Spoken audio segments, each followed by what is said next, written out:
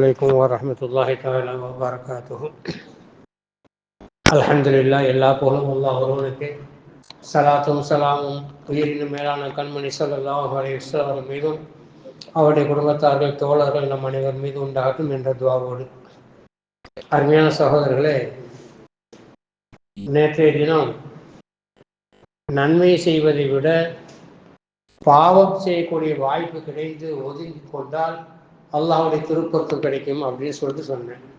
அதை தழுவி இன்னைக்கு இன்ஷா அல்லாஹ் ஒரு முக்கியமான ஒரு சிந்தனை தான், அல்லாஹ்வுக்காக ஒன்றை தாங்கி கொண்டால் அதனுடைய பிரதிபலிப்பை அல்லாஹ் இந்த உலகத்திலே கொடுத்துருவான். சொர்க்கத்தில் கொடுக்குறது ரெண்டாவது பிரச்சனை. உதாரணத்துக்காக சொல்றேன். நபீனா சுலைமான் அலைஹிஸ்ஸலாத்து வஸ்ஸலாம் அவங்க, நல்லா கவனிங்க, ஒரு தடவை பெரிய ஆட்சி, பெரிய சிம்மாசனம், குதிரைகளை எண்ணிக்கிட்டு வர்றாங்க. எண்ணிக்கிட்டு வரக்கூடிய நேரத்தில் திடீர்னு பார்த்தா சூரியன் மறைஞ்சிருச்சு. அப்போ என்னாச்சு? அசர் தொழுகை விடுபட்டுருச்சு. குதிரைகளை எண்ணக்கூடிய அந்த பாங்குல அந்த வேலையில் ஈடுபட்டு இருக்கும் பொழுது அசர் தொழுகை முறிஞ்சு போச்சு. அப்போ அந்த அசர் தொழுகை தொலைகிறதுக்கு காரணமாக இருந்தது இந்த குதிரைகள் தான் அப்படின்னு சொல்லிட்டு அவங்க எல்லா குதிரைகளையும் குர்பானி கொடுத்துட்றாங்க. ஒரு குதிரையோட இல்லை, இந்த தெருவில் இருந்து அடுத்த தெருவுக்கு போறதுனா கூட வாகனம் இல்லை. அல்லாஹ் உடனே என்ன செஞ்சான்?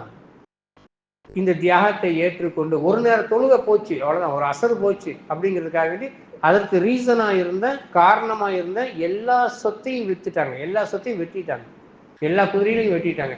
அல்லாஹ் அதற்கு பின்புதான் காற்றை வசப்படுத்தி கொடுத்தான். அந்த வாகனம் இல்லைன்னா என்ன, நான் உனக்கு வேற ஒரு வாகனத்தை தர்றேன் அப்படின்னு சொல்லிட்டு அல்லாஹ் காற்றை வசப்படுத்தி கொடுத்தான். இது ஒண்ணு. ரெண்டாவதாக, அநியாயமாக யூசுப் அலைஹிஸ்ஸலாத்து வஸ்ஸலாம் ஜெயிலுக்கு போனாங்க. அதனால மிகப்பெரிய அரசராக்கணும், அந்த நியமத்துக்கு பதிலாக அரசராக்கணும். இது ரெண்டு. நம்முடைய நபி முஹம்மது ஸல்லல்லாஹு அலைஹி வஸல்லம் அவர்களுக்கு 61 வயசுல ஒரு குழந்தை பிறந்து, 60 வயசுல ஒரு குழந்தை பிறந்து, 62வது வயசுல இறந்து போச்சு. அதை அவங்க பொருந்திக்கிட்டாங்க. அதனால இன்னும் ஆழ்த்தினா கல் கௌசர், அந்த குழந்தைக்கு பதிலாக நான் ஒரு கௌசர் என்ற ஓடையை தர்றேன், நாளை கியாமத்தினால நபிமார்களே உங்கள்கிட்ட வந்து தான் தண்ணி குடிக்கணும் அப்படிங்கிற மாதிரி ஒரு நியமத்தை தர்றேன் அப்படின்னு அல்லாஹ் சொன்னான். 3 சொல்லியிருக்குன்னா, 4வது, இப்ராஹிம் அலைஹிஸ்ஸலாத்து வஸ்ஸலாம் அவர்கள் செய்த அந்த தியாகத்தை அல்லாஹ் ஏற்றுக்கொண்டு மிகப்பெரிய நியமத்தை கொடுத்தான். என்ன நியமத்து?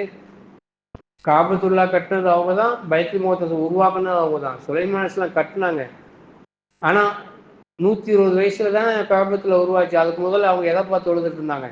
பைத்துல் முகத்தஸை உருவாக்குனதும் இப்ராஹிம் அலைஹிஸ்ஸலாம் தான். அதனால 2 பெரும் பள்ளிகளை கட்டக்கூடிய நசீபை அல்லாஹ் கொடுத்தான். இந்த 4 உதாரணம் குர்ஆன் சம்பந்தப்பட்டதுதான், ஒன்னோட ஹதீஸ் கிடையாது. 4மே குர்ஆன் சம்பந்தப்பட்டதுதான். அப்ப இதுல இருந்து என்ன தெரியுதுடா, நம்ம குடும்பத்தில் இருந்து ஒன்றை பறித்தால், நம்முடைய கடையில இருந்தோ வீட்டில இருந்தோ ஒன்றை பறித்தால், நாம் இறையச்சத்தோடு இருந்தால் அதற்கு பதிலாக அல்லாஹ் இந்த உலகத்திலே வேற ஒன்றை தந்துருவான். இதான் இதுல கவனிக்கப்பட வேண்டிய விஷயம். இந்த உலகத்திலேயே அல்லாஹ் வேற ஒன்றை தந்துருவான். அதனால இழப்பு ஏற்படக்கூடிய நேரத்துல அல்லாஹ்வை ரொம்ப நொந்து திட்டக்கூடாது. எனக்கு அல்லாஹ் கண்ணு தெரியலையா, இந்த என் குடும்பம் மட்டும்தான் தெரிஞ்சா, அவன் அப்படி பண்றான், இவன் இப்படி பண்றான், சர்வசாதாரண மக்கள் பெண்கள் பேசுறாங்க. அப்படி பண்றான், அதெல்லாம் உங்களுக்கு தெரியலையா, என்ன மட்டும்தான் தெரிஞ்சா அப்படின்னு சொல்லி சொல்றாங்க. என்ன மட்டும்தான் தெரிஞ்சா அப்படின்னு சொல்லி சொன்னா நல்லா தெரிஞ்சுக்கிடுங்க, ஒரு விஷயம் இன்னும் ஈஸ்வரன் நம்ம அடிக்கடி கேட்கக்கூடிய வார்த்தை தான். கஷ்டத்துக்கு பின்புதான் லேஸ் இருக்கு. சிக்னல் நிற்போம், ரொம்ப நான் மாறவே முடியாத அளவுக்கு வண்டி வந்துகிட்டே இருக்கும். கொஞ்ச நேரம் பொறுமையா நின்றோம்னு சொல்லிட்டோம்னா அண்ணன் நட போட்டு மெதுவா மாறுற அளவுக்கு, கிராஸ் ஆகிற அளவுக்கு இடம் கிடைக்கும். இன்னும் ஈஸ்வரன் இதுதான் அழகான உதாரணம்.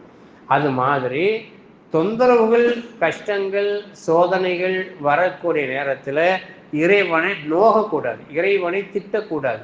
அதை நல்லா பாட்டுங்க. இன்னைக்கெல்லாம் பையனுடைய நோக்கம் அதுதான். அதுக்கு தான் 4 உதாரணம் சொன்னேன். யூசுப் அலைஹிஸ்ஸலாம் அநியாயமா தான் ஜெயில போனாங்க, அல்லாஹ்வை திட்டலை, பொறுமையா இருந்தாங்க. கடைசியில் மௌத்தாகும் போது அரசராக மௌத்தானாங்க. இப்ராஹிம் அலைஹிஸ்ஸலாம் பெரிய இமாமா மௌத்தாங்க. சுலைமான் அலைஹிஸ்ஸலாம் குதிரை எந்த அளவு போகுமோ அதை விட 100 மடங்கு போகக்கூடிய வாகனத்தை அல்லாஹ் சுலைமான் அலைஹிஸ்ஸலாத்து கொடுத்தான். அதனால் நம்மிடமிருந்து ஒரு நிஅமத்தை அல்லாஹ் பறித்து கொண்டால் அதற்கு பதிலாக நாம் நல்லவர்களாக இருந்தால் இந்த உலகத்திலேயே அதற்கான பிரதிபலனை அல்லாஹ் தந்துருவான். அதனுடைய பிரதிபலனை இந்த உலகத்திலேயே அல்லாஹ் தந்துருவான். நாளைக்கு மகிழ்ச்சியில் தரலாம் செகண்டு, அதெல்லாம் போனஸ். இந்த உலகத்திலேயே அதனுடைய நிலையை காட்டிடுவான். அல்லாஹ் மட்டும் எந்த காலத்திலையும் நொந்து பேசாமல் அவனுடைய விஷயத்தில் அவனுடைய நியமத்துகளை நமக்கு கிடைக்கலையே அப்படிங்கிற ஒரு உதாசீனத்துக்குள்ள போகாமல் நம்ம வாழ்ந்தால் இன்ஷா அல்லாஹ் அந்த உலகத்தினுடைய நியமத்தை இந்த உலகத்திலே பெற்றுக்கொள்ளலாம் என்பதுதான் இன்றைய பயான். இன்ஷா அல்லாஹ் அப்படிப்பட்ட சிறந்த மக்களாக நம்மளை ஆக்கியர்கள் புரிவானாக. அஸ்ஸலாமு அலைக்கும்.